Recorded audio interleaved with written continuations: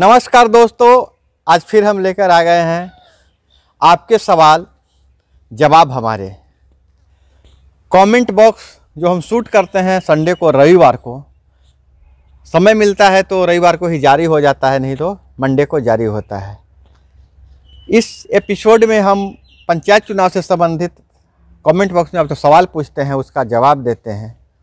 और हम दोनों के बीच में जो यह रिश्ता बना है, जो सिलसिला बना है, अगर संडे कमेंट बॉक्स नहीं करते हैं तो लगता है कि कुछ छूट रहा है, कुछ खोया हुआ है। इसी तरह से प्यार बरसाते रहिएगा। और दोस्तों, इस कमेंट बॉक्स में हमारे जो सहयोगी हैं, जैसा कि आपको पता है, हर रविवार हमारा साथ देते हैं, आपको सवालों को का हल करते हैं, आपकी शंका को समाधान करते हैं। तो है हमारे साथ वरिष्ठ पत्रकार सत्यदेव सिंह जी, धन्यवाद। और इस तरफ हैं युवा पत्रकार और चुनाव विशेषज्ञ प्रेम सिंह। नमस्कार दोस्तों। मैं दोनों को अपने इस कार्यक्रम में स्वागत करता हूं। और दोस्तों, आपसे गुजारिश करते हैं कि अगर अभी तक आपने चैनल को सब्सक्राइब नहीं किया है तो सब्सक्राइब कर लीजिए। और जो भी समस्या है, जो भी कन्फ्यूजन हो पंचायत चुनाव से संबंधित या किसी भी चीज़ से संबंधित, खबर से रिलेटेड, तो आप तुरंत लिख डालिएगा। हम कोशिश करेंगे आपका सवाल ले आपको जवाब दें। दोस्तों, जैसा कि आपको पता है कि बिहार पंचायत चुनाव की तिथियां बढ़ती जा रही है। बढ़ती क्या कह सकते हैं, जब कोई तिथि पता हो तो भले बोल सकते हैं कि बढ़ रही है। कब होगा, अनिश्चितता का माहौल है क्या प्रेम जी? हाँ, बेशक। और अभी तो कोरोना का जो कोविड गाइडलाइन जो नया आया है, उसे तो और लग रहा है कि कहीं चुनाव पे भी ग्रहण न लग जाए 2-4 माह के लिए। देखिए, अगर ये पंचायत चुनाव के लिए ग्रहण लग सकता है, लेकिन जो इससे पहले बिहार में चुनाव हुई और अभी बंगाल में चुनाव चल रही है, असम में चुनाव चल रही है, तो उसमें भी तो कोरोना का कोई असर होना चाहिए। बिहार में जो चुनाव हुआ उसमें कोरोना का जो स्पीड था वो बहुत स्लो हो गया था जी। अभी फिर पुनः बढ़ने लगा है, इसलिए कह रहे हैं। खैर, हम एक खुलासा करेंगे जो मुझे आज पता चला है कि कोरोना क्यों बढ़ रहा है। अच्छा। और हम सवाल के बीच में जब हम ले लेंगे तो सबसे पहले जो हम जिसके लिए यहाँ पर आप आए हैं, तो हम पहले सवाल दर्शकों का हम लेना चाहते हैं। हाँ, जरूर है। और बहुत उम्मीद से वो सवाल रखते हैं। देखिए, किशोर कुमार जी पूछते हैं। जी। सर, आप ये बताइए कि वार्ड सदस्य का चुनाव लड़ने के लिए जिस वार्ड में नाम शामिल है, क्या उसी वार्ड से चुनाव लड़ सकते हैं कि दूसरे वार्ड से चुनाव का नॉमिनेशन कर सकते हैं, चुनाव लड़ सकते हैं? देखिए, आपका अगर मतदाता सूची में नाम है, जिस वार्ड में आपका नाम है, वो बिल्कुल सही बात है कि उस वार्ड में आपका नाम है, लेकिन आपका मन है कि मैं दूसरे वार्ड से चुनाव लड़ूं, तो आपको जिस वार्ड से चुनाव आप लड़ते हैं, उस वार्ड का आपको प्रस्तावक और समर्थक चाहिए।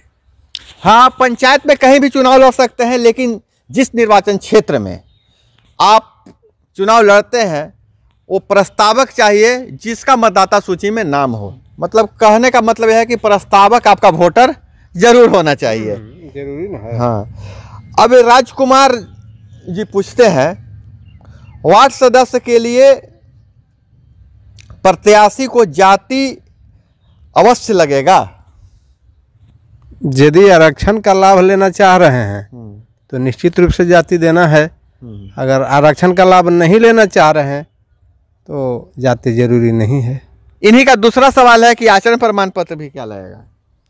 आचरण तो लगेगा ही भाई। आचरण तो आपको एफिडेविट के माध्यम से दे ही देना है। आचरण अलग से कोई आचरण प्रमाण पत्र नहीं बनाना है, एफिडेविट में ही बता देना है, तो हम समझते हैं कि इनका हो जाएगा। और ये शाहनवाज जी पूछते हैं, बहुत ही टेक्निकल सवाल है कह रहे हैं कि प्रस्तावक का काम क्या है, प्लीज एक्सप्लेन। विस्तार से समझाने के लिए बात कर रहे हैं कि प्रस्तावक का क्या काम है। देखिए, प्रस्तावक ही बताता है कि जो प्रत्याशी चुनाव लड़ रहे हैं उसको हम भली भांति जानते हैं, हम उसका समर्थक भी काम कर रहे हैं, यही प्रस्तावक है। मूल इसका यही है कि हम उसके समर्थक हैं और उनको भली भांति जानते हैं, लोग से अपील भी करेंगे इनको वोट देने के लिए। हम समझते हैं कि आप प्रस्तावक का समझ गए होंगे। अब जैसे देखिए, आप कोई सभा करते हैं तो वहाँ सभा के लिए एक अध्यक्ष चुनाया जाता है, तो उसको क्या कहते हैं, कोई नाम प्रस्तावित करते हैं। अब ये उसी में से खड़ा होकर कहते हैं कि मैं इसका समर्थन करता हूँ, तो एक समर्थक हो जाता है। तब एक छोटी सी सभा के लिए अध्यक्ष के लिए प्रस्तावक को समर्थक की जरूरत होती है, तो ये तो चुनाव है। आप समझ गए होंगे। अच्छा, संतोष कुमार जी बहुत मेरे अच्छे व्यूअर हैं, वो पूछ रहे हैं, सर आप सम्राट चौधरी का इंटरव्यू कीजिए, तीखा सवाल पूछिए, पंचायत चुनाव टाइम पर होना चाहिए। संतोष जी बहुत बहुत धन्यवाद। मंत्री जी से मेरी बातचीत चल रही है और संजोग से कभी हो जा रहा है ऐसा कि उनको समय है तो मैं नहीं पहुंच पा रहा हूं, और जब मैं मेरे पास समय होता है तो कोई ना कोई उन्हें काम पड़ जा रहा है। आपको मैं आश्वस्त करता हूं कि सम्राट चौधरी जी का इंटरव्यू आपके चैनल पे आएगा, और सवाल मेरा कोई तीखा या मीठा नहीं होता है। जो आपसे जुड़ी सवाल होती है, जो आपके हित की जो सवाल होती है, मैं उसे पूछता हूं। अब किसी को तीखा भी लग सकता है, किसी को मीठा भी लग सकता है। मेरा कोई इरादा किसी को तीखा या मीठा लगाने का नहीं रहता है। और बहुत आप प्यार इस तरह से देते हैं और इस तरह से उम्मीदें हैं, मैं बहुत मतलब आपका आभारी हूं। उदय कुमार जी का एक सवाल है, मेरा मित्र है 2016 में चुनाव हारने के बाद संयोगवश खर्च का ब्यौरा नहीं दिया था, जी, क्या उसका नॉमिनेशन एक्सेप्ट होगा, प्लीज क्लियर कीजिए। देखिए, राज्य निर्वाचन आयोग स्पष्ट जारी कर दिया है कि जो चुनाव का खर्चा अब तक लोग नहीं दिया है उन्हें चुनाव लड़ने से पूर्णतः वंचित ही नहीं, 6 साल तक का चुनाव उन पर रोक लगा हुआ है। वे 6 साल तक कोई चुनाव नहीं लड़ सकते हैं, स्पष्ट है निर्वाचन आयोग का निर्देश है। आर पार न्यूज़ 20। दोस्तों, बहुत कभी कभी मन दुखी होता है। कोई न्यूज़, ज़्यादातर जो न्यूज़ यूट्यूब पे चैनल चलाते हैं बहुत ही भद्दे कमेंट लिखते हैं और ऐसी भाषा का प्रयोग करते हैं जो मैं यहाँ पर नहीं बोल सकता हूँ और न मैं कोई पढ़ सकता है। मेरा आग्रह है, अगर कोई चैनल चलाते हैं, अगर कोई हमसे यह उम्मीद करता है कि हम अभी बोल दें कि चुनाव अभी 2 मिनट पहले फैसला हुआ, चुनाव हो जाएगा, तिथि घोषित हो गई, आप जिला के नाम कमेंट में लिखिए और उसके बाद हम पूरे खबर में कहीं चुनाव की तिथि की घोषणा नहीं करें और बताएं, तो ऐसा काम हमसे नहीं होगा। और देखिए मेरे मित्र, आप चैनल पे हैं, बनाते हैं चैनल, आप भी चलाते हैं, तो अपनी एक विश्वसनीयता बना के रखिए। किसी दूसरे के चैनल पे जाके गाली गलौज करने से हम नहीं समझते हैं कि उनकी लोकप्रियता बढ़ेगी। दोस्तों क्षमा चाहते हैं, इस तरह का कमेंट आ गया था सामने। और एक कमेंट है और है, मुरलीधर सिंह जी का, समय पर पंचायत चुनाव करवाना सम्राट चौधरी की अग्नि परीक्षा है, देखते हैं इस अग्नि परीक्षा में सम्राट चौधरी पास हो सकते हैं कि नहीं। आप लोग दोनों पत्रकार हैं। देखिए अभी जो स्थिति जो चल रहा है, वर्तमान में जो हालात है ईवीएम और बैलेट पेपर का, राज्य निर्वाचन आयोग का, वो स्पष्ट दिखाई देता है कि नियर माने नज़दीक में जब तक वो फैसला नहीं आएगा तब तक सम्राट चौधरी भी कुछ नहीं कर सकते हैं।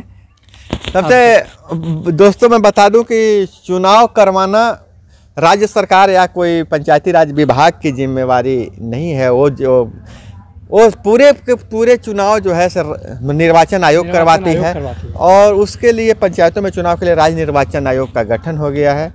सम्राट चौधरी जो सिर्फ राज्य निर्वाचन आयोग से दिए गए जो आदेश हैं उसको पालन करेंगे।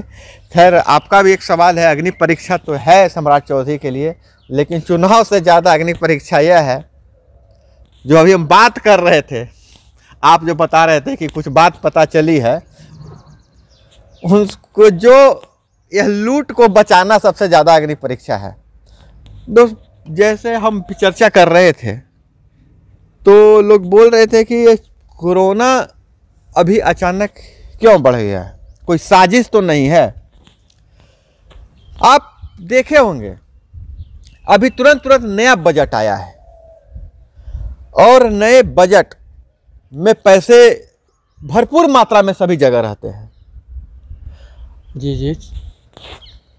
और पिछले बार भी इसी समय भी कोरोना बढ़ा था, पिछली बार जो हुई थी मार्च क्लोजिंग, हाँ मार्च क्लोजिंग के बाद कोरोना बढ़ गई थी। जो भी काम होने का समय यही 2-3 महीना पूरा जबरदस्त रूप से काम, मतलब फाइल ओपन हो जाता है, योजना स्वीकृत हो जाती है, उसका सालों भर उसमें काम चलता है और फिर बरसात में बहुत सारे काम बंद हो जाते हैं। सवाल वो नहीं है, सवाल है कि नवंबर मुंबई और दिल्ली तरफ पिछले कई माह से कोरोना संक्रमण बढ़ता जा रहा है। बिहार में तो मान लेते हैं अभी आपका कथनानुसार बजट का इस बार का जो है उसी में अगर घालमेल की उम्मीद है, आपको लगता है कि लोग चाह रहे हैं कि होता होगा तो माना, लेकिन अदर जो स्टेट है, राज्य है, वहाँ तो पहले ही से कोरोना बढ़ा हुआ है। तो ये कोरोना वहाँ पहले से कोरोना बढ़ा हुआ है तो मार्च, वहाँ भी तो मार्च क्लोजिंग हुआ है, उनकी भी तो बजट रखी गई है ना, तो मार्च बजट। लेकिन जो मैं तो सम्राट चौधरी की वहाँ तो यह नहीं ना है कि एडमिनिस्ट्रेशन बहाल करने की बात वहाँ नहीं ना हो रही है, नहीं। यहाँ तो एडमिनिस्ट्रेशन बहाल करने की बात हो रही है, वहाँ तो जनप्रतिनिधि ही काम कर रहे हैं। मैं इसलिए कह रहा हूँ।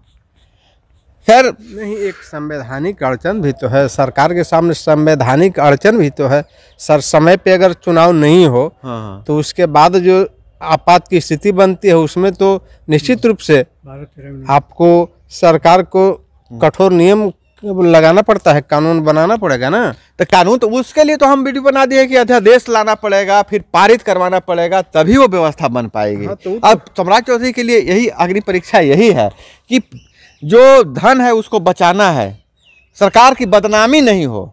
अग्नि परीक्षा यह है, चुनाव करवाना तो राज्य निर्वाचन आयोग का काम है। ईमानदार यदि नहीं, देखिए मैं कह रहा हूँ कि जनप्रतिनिधि हैं तो उनको वोट मांगने जनता के बीच जाना है, ठीक है। नौकरशाह को वोट मांगने नहीं जाना है, वो उत्तरदायित्व नहीं है। नौकरशाह को हम नहीं बनाए हैं कि हम उसका कान ऐठेंगे, जनप्रतिनिधि को हम बनाए हैं। लेकिन अमरजीत रॉय जी कहते हैं आपके पास दिमाग है कि नहीं है, बार बार यही खबर लेकर आ जाते हैं। दोस्त दिमाग मेरे पास है चाहे नहीं है, यह बात आपको चुनाव आयोग से और पंचायती राज विभाग से पूछना चाहिए था कि बार बार वही अपडेट दे देता है तो हम वही अपडेट लेके आ जाते हैं। खैर आपका चिढ़ रहे हैं, सही बात है, लेकिन जो देखिए आप जानते बहुत कुछ है, लेकिन जो निर्देश जारी होता है, हस्ताक्षर हो जाता है, उसको आपको बताना जरूरी है। बहुत हो सकता है आप जानते हो, बहुत सारे साथी नहीं जानते, इसलिए मैं खबर लेके आता हूँ कि नया अपडेट यह है। वार्ड सदस्य पद है तो कैरेक्टर मान्य है, कृपया बताइए। फिर वही बात है, कैरेक्टर आपको बनवाना नहीं अलग से। और रविशंकर जी पूछते हैं समस्तीपुर दलसिंह सराय वार्ड सदस्य की आरक्षण कैसे पता करें सर जी। हाँ दोस्त, जैसा मैंने बताया डाला था कि आरक्षण पता करने के लिए आप वेबसाइट पे जाइए और क्लिक कीजिए, वहाँ पर वार्ड और पंच का आरक्षण की सूची नहीं है। तो अभी राज्य निर्वाचन आयोग ने सभी जिलों को सख्त हिदायत दिया है कि वार्ड और पंच के जो आरक्षण का सूची है उसको सार्वजनिक करें। वही बात है, वेबसाइट खोलने पर फिर एक ही वही सवाल है। तो हम नया अपडेट दे चुके हैं। अभय कुमार लिखते हैं सर हमारे भारत में सिर्फ संविधान को लेकर बात की जाती है, संविधान में यह लिखा है कि हम संविधान के दायरे में रहकर काम करते हैं। सच तो यह है कि यहाँ सिर्फ पॉलिटिशियन का ही राज चलता है, वह जो कह दे वही संविधान हो जाता है। एक एनओसी के लिए कोर्ट का सहारा लिया जा रहा है और कोर्ट भी ऐसा है जो तारीख पे तारीख दिए जा रही है। बहुत अच्छा है। बहुत अच्छा है भाई कुमार जी, बहुत बहुत धन्यवाद। आपने पूरी एक स्टेंजा में एक ही बात में पूरी बात सिस्टम को एक्सप्लेन कर दिया है। दोस्तों वीडियो लंबी न हो जाए, इसके चलते हम चाहते हैं कि अब इस बातचीत को यहीं पर विराम दिया जाए। और आपके तरफ से मैं अपने दोनों मेहमान को बहुत बहुत धन्यवाद देता हूं कि आप मेरे दर्शकों के सवालों का जवाब देने के लिए आते हैं। दोस्तों अगर चैनल पे आप नए होंगे तो चैनल को सब्सक्राइब कर लीजिए, वीडियो पसंद आए तो लाइक कीजिए, शेयर कीजिए। मिलते हैं फिर अगले रविवार को, तब तक के लिए जय हिंद, वंदे मातरम।